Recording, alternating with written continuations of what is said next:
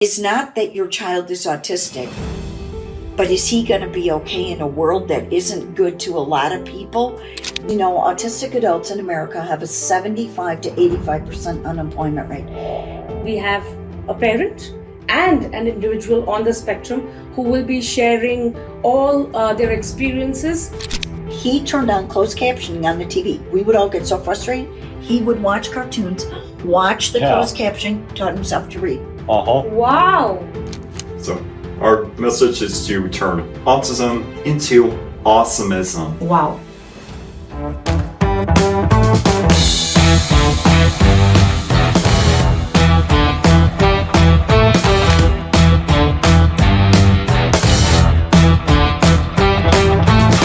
So today we have with us Lynne, who is a parent, and we have Peyton, who is a professional, and he's also on the autism spectrum.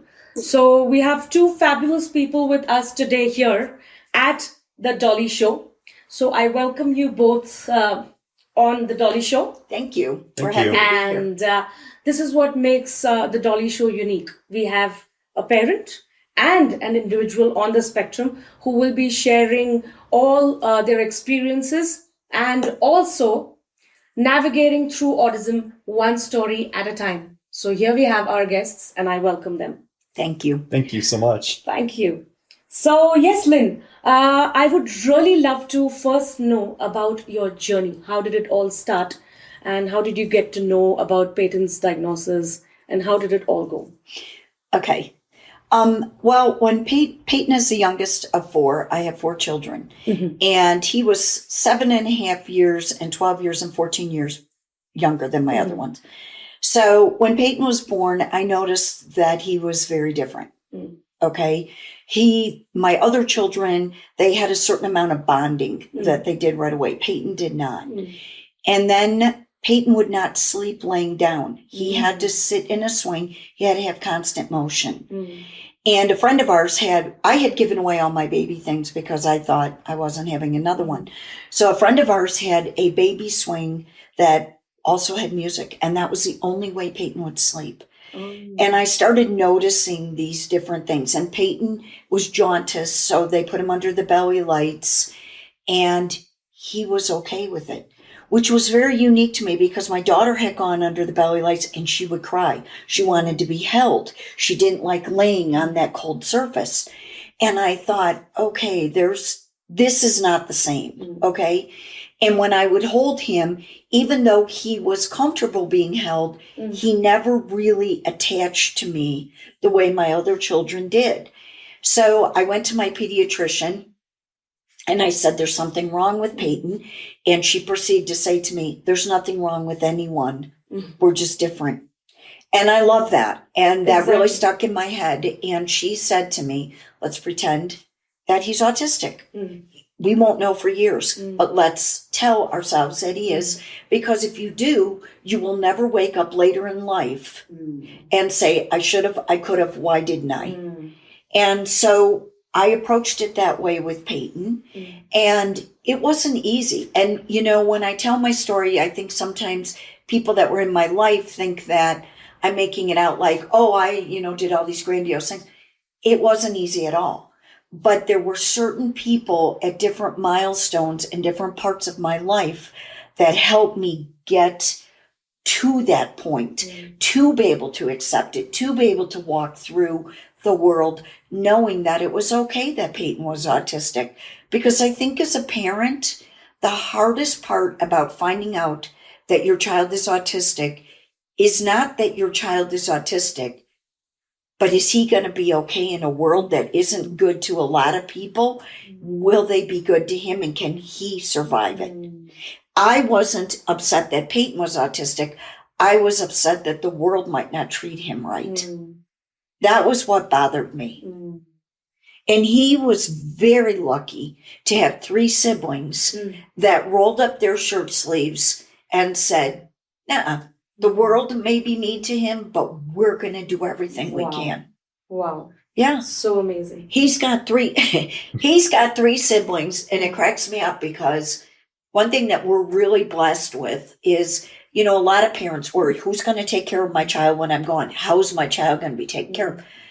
And I even have parents come to me who have autistic adult children with other children, and they say, I don't know that my other child will take care of my child, you know, because they have their own families, they have their own lives.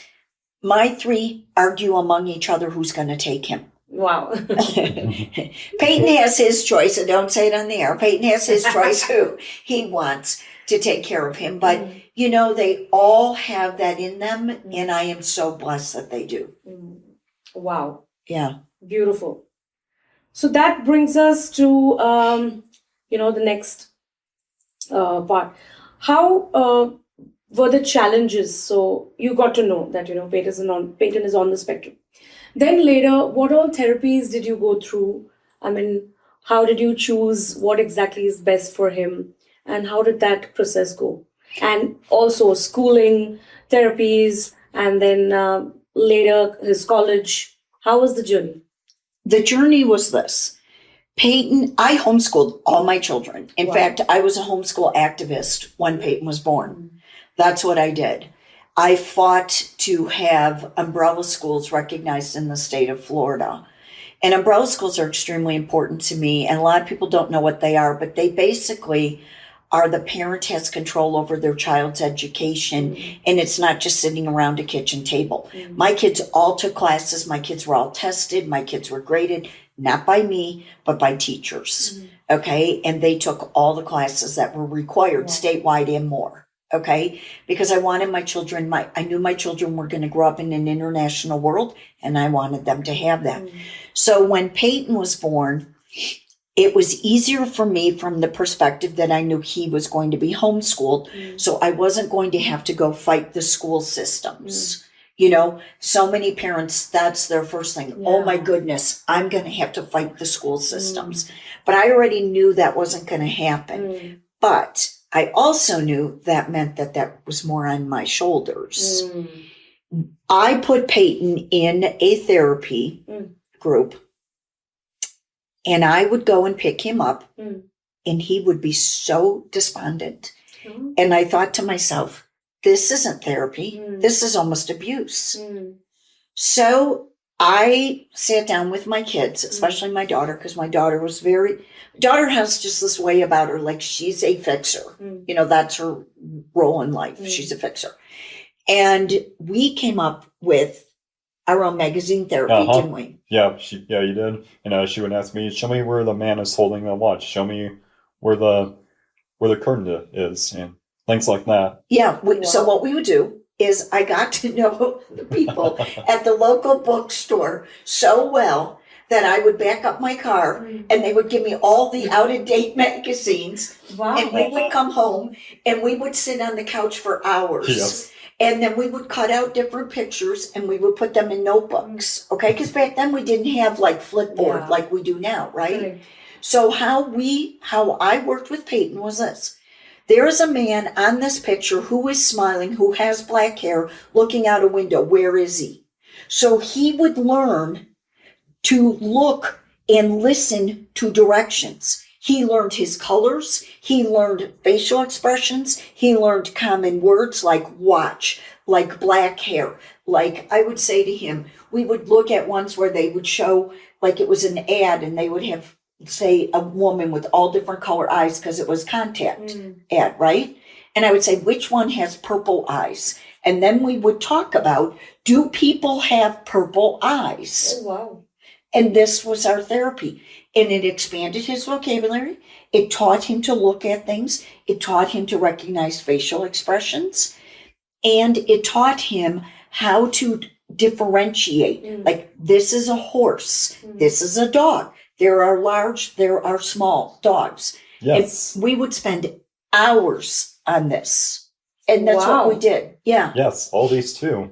Yep. That helped a lot. Yeah.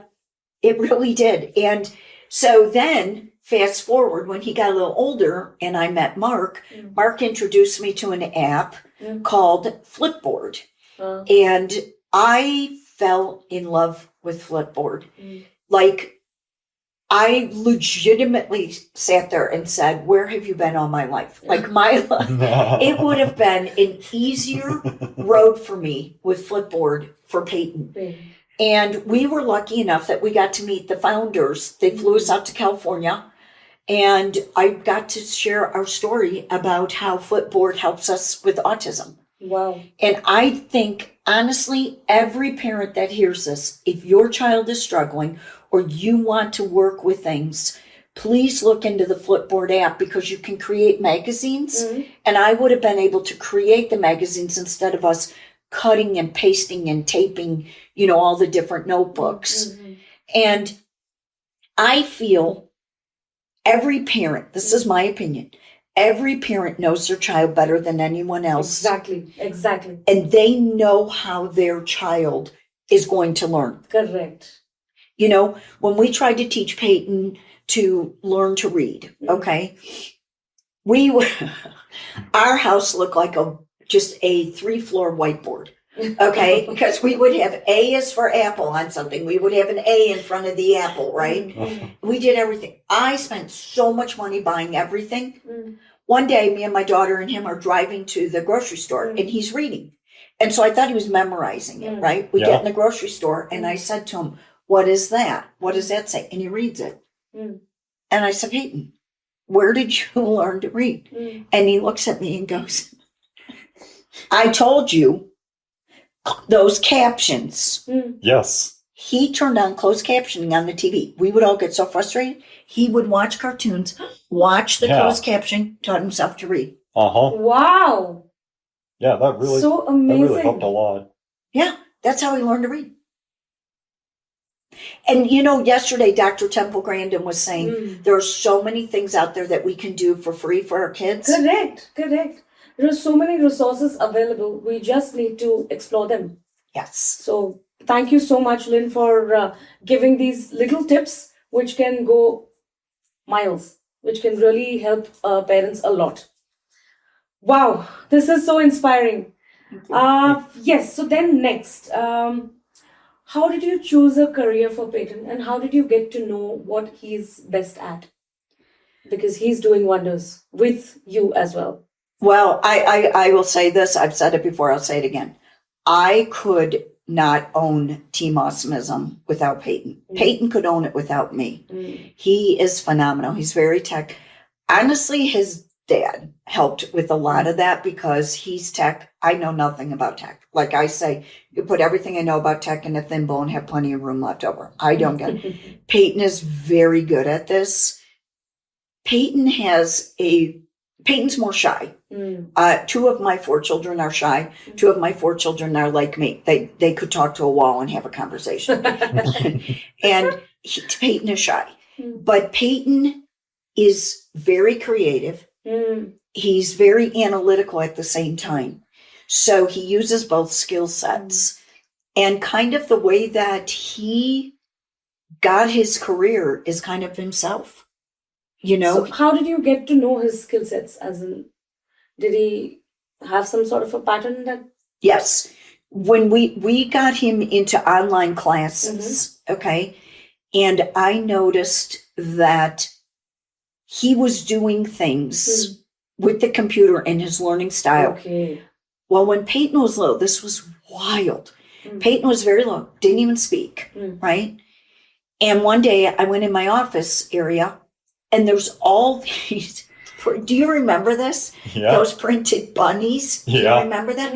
All these coloring pages of bunnies. Yeah. Okay. And I said to my other kids, who printed all these? They said, we didn't. He comes in and he takes them off there. And he didn't even speak at this point. Yeah, surprisingly I knew how to print stuff. He would go on the computer and he would, like, if he had a fascination with a bunny, which for a while he was fascinated with bunnies, he'd go on there, he'd find the bunnies on the computer, and he would sit there and he'd go through the pages and he'd find them and he would print bunnies and he'd go color them. Wow. And I thought, this kid is... Yes. Like, so when they would play video games, like my daughter tells this story. I wasn't in the room, but she tells it. They were playing a video game, her and her friend, and it kept messing up. And they were calling, Peyton, come in here and help us figure this out. Peyton takes it, plugs the things back in, hands them each the different remotes and goes, here, it's fixed, and walks out. Wow. Yeah. So Peyton, how could you do all of this? So definitely you must have, how did you know which wire, what exactly, where it's to be put? How did you figure that out? Well, I tend to read the instructions and do a research on how to fix stuff. Like how to put the batteries inside, like how to get the TV to work, how to get the website to run on, things like that. Oh, wow. So Yes. you yourself figured it out. Yes. Because the way you were trained by your mother, your siblings, your father, so those trainings helped you out so that, you can find out things for yourself and Yes. fix it. Beautiful. Oh yeah, the other day I asked for somebody for our logo, and they sent it to me, and they just sent the logo. And I said to Peyton, "Oh no," because we have a soap company now too that we are doing a whole thing to help autistic adults. Basically, we're manufacturing handmade soap. We're making handmade soap, and we've partnered with someone, and then autistic adults can sell it to learn how to have their own jobs and their own careers and skills. So we were working on getting a mold that would put Team Awesomism on it. And I said to Peyton, this has to be in JPEG. He goes, send me the picture of the logo. I did. 10 minutes later, he goes, I resent it back to you. It's in JPEG. Wow, Peyton. Thanks. Yeah, I You're would do doing it. wonders. Yeah. Thank you. Yeah, I would do a Google search on it and turn PNG into a JPEG, or like I turn PNG into a SVG or vector images. It's just something in his brain, and he's really good at this. And that's part of the reason why we started Team Awesomism, is because, autistic adults in America have a 75 to 85% unemployment rate. And I say this all the time. I don't know how as a society we're walking around without hanging our heads in shame. That's just disgusting. And, so many autistics add so much, or we underemploy them. Yeah. Go stock shelves at the grocery store. Okay, well, that's great. Guess what? They could probably go invent your computer system in your entire grocery store, and you wouldn't even realize how much you didn't know until they came in. Good. Okay? So we started Team Awesomism, and this was started because there was a young man, Lloyd, who's blind in one eye, deaf in one ear, and autistic, mid-functioning. Through no fault of their own, they were basically homeless. We bought them a home, and his mother passed away. And I noticed that he was regressing at the time because he didn't have the stimulation of his mom. Yes, since his life is different. He's got a wonderful sister-in-law and brother and stuff. But anyway, and I said to Peyton, I said, I really, really, really wish, and I actually was talking to Mark, wish we could do this like an academy online, do videos, not teach live, because so they can watch it whenever they want. The whole world can watch it. People in India can watch it, South Africa, wherever. Okay. Let's do videos and let's teach them. But I didn't know how to do it. 3 guesses, first 2 don't count. Who built it? Me. I did it all on my own. Wow. So I need to know, you need to give us an elaborate information about that. So I started using the Teachable, and I designed the Team Awesomism Virtual Academy, and and I managed to change the colors. I added the text. I put images on there. And I had so many contents. I upload videos on there, and these videos can come from anywhere else. Like say it comes from India, it comes from South Africa, it comes from Dubai, and it comes from like Texas, Florida, things like that. And we teach them about cooking, gardening, history, aquariums, stop motion, weather, and so many other things. All different kinds of video styles. And we do life skills, social skills, soft skills, business skills, you name it. Yes. All of those are on the Academy, on Virtual Academy. And the Team Awesomism Virtual Academy is just for autistic adults. Well, Down syndrome, special needs. But we focus it on autism because they're the ones being left behind. So we teach them all the different skill sets, but we do it not in a way where we sit and lecture at them like, you have to learn to sit this way or talk this way. We do it like, okay, for one that we show people how to be polite getting in and out of an elevator. Okay, that you don't plow out of an elevator or you don't plow into the elevator while people are still in the elevator. but we act it out and we talk about it in everyday life situations so that autistic adults see, oh, I go to the grocery store. I do this. That is what I need to do. And we work with them on that. And then we're getting ready in October to have our own app. Wow. That's being custom designed and custom built.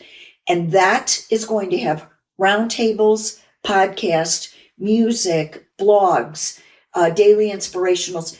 And it's not just for me and Peyton. It's for everyone in the autism world that has a podcast. They can put their podcast on there. Everyone who wants to work with us, and all the roundtables will be 5-6 people, but every single roundtable will have an autistic adult present. Wow. We want autistic adults to have their voice. Yes, that's true. That's true. Because what we have seen is they do all their life skills once that is in place. Employment is what is needed. Yes. So I know you're helping the society. I want to know, how are you helping the society? Well, the easiest way for me to explain it is last summer we went on a 5.5-month road trip in the heartland of America, and we met with different autistic adults and their families. And we heard so many stories of loneliness and even suicide or threatening suicide. And the number one thing that we really heard was, society doesn't accept me. Yeah. And that broke my heart. And I know Dr. Temple Grandin talks about a lot of that could be fixed by jobs. Because if you have a purpose, even if you work from home selling jewelry, okay, you have a purpose. If you're telling an autistic adult you aren't qualified to have a job, you're telling them they don't have a purpose. Correct. That's wrong. That's wrong. That's wrong. And so the other thing we want to do with the app is we're going to have a store on there. So if we have, Susie in the middle of Iowa who's hand making beautiful jewelry, she can sell it on our app. Okay. And that way, Susie gets up in the morning and she sees 4 people order the bracelets she's making. Guess what? The next thing you know, she's going to farmers markets. She's interconnecting with people. That's why we're doing the soap. They can go sell it at farmers market. They meet people. Every time we wear our autism shirts, someone comes up and gives us an autism story. Everywhere. We were in a town in the middle of Montana. 600 and some people live there. I walk into the gas station to get coffee and drinks for us. The man behind the counter shares an autism story with me. Oh my God. Yep. And so it's like, let's make autism, that's why we call it Awesomism, because I've always told Peyton that he is Awesomism, not autism, because God made him the awesome one. Yes. And that's our motto, is to turn autism into awesomism. And it's not me and Peyton. We always try, that's why we call it a team. We work with you guys at Autism Connect. We work with you, Dolly. We work with Tom Island. We work with so many different people, and we want to work with so many more because together is how we make these changes. Peyton and I can't do it all.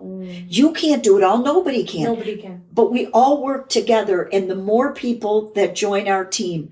I mean, I think one of the saddest stories we heard on the road, other than the suicide ones, were we met a woman who had stage 3 cancer.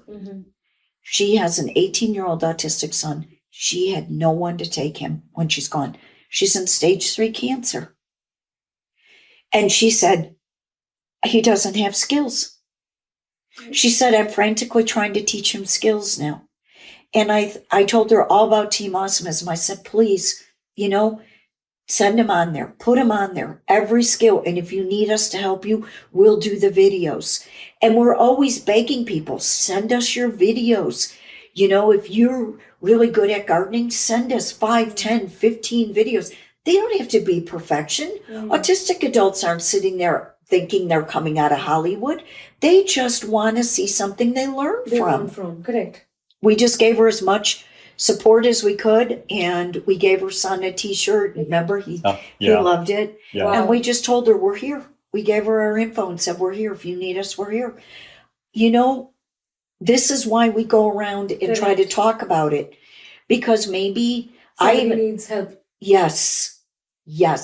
Because you know what? I think small towns, rural areas, small cities are a gold mine for autistics if the people within them understand autism better. And we actually started a program for a grassroots program that will go into communities. It can all be virtual through Zoom and teach you. You don't realize how many gold mines are in your town that you can help autistics without even for free. Correct. So now, let's come back to Peyton's teenage. Once they are kids, then they come on to this stage of life where it's teenage. It's completely, a different stage in life. So how did that particular stage go through? I would say it was pretty difficult for him. Yes, it was. Part of what was hard on him was he saw his siblings do certain things and he didn't feel he was ready to do them. And he thought that's what was required of him. I do think that there were a few things that happened that really helped him. One was, Mark was in his life. Mark's his stepdad. Well, he's his dad. Okay, I really don't like that stepdad, but because Mark's raised him. But Mark was there, which helped a lot. His siblings were there.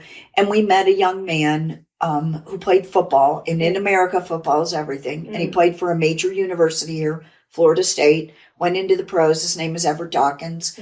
Peyton calls him Big E. He calls Peyton Little P. He's big. He's defensive tackle, so he's big. He's like the size of this room. I call him Big E because he's so big and he's it? built as a rock. Yeah. And he came into Peyton's life.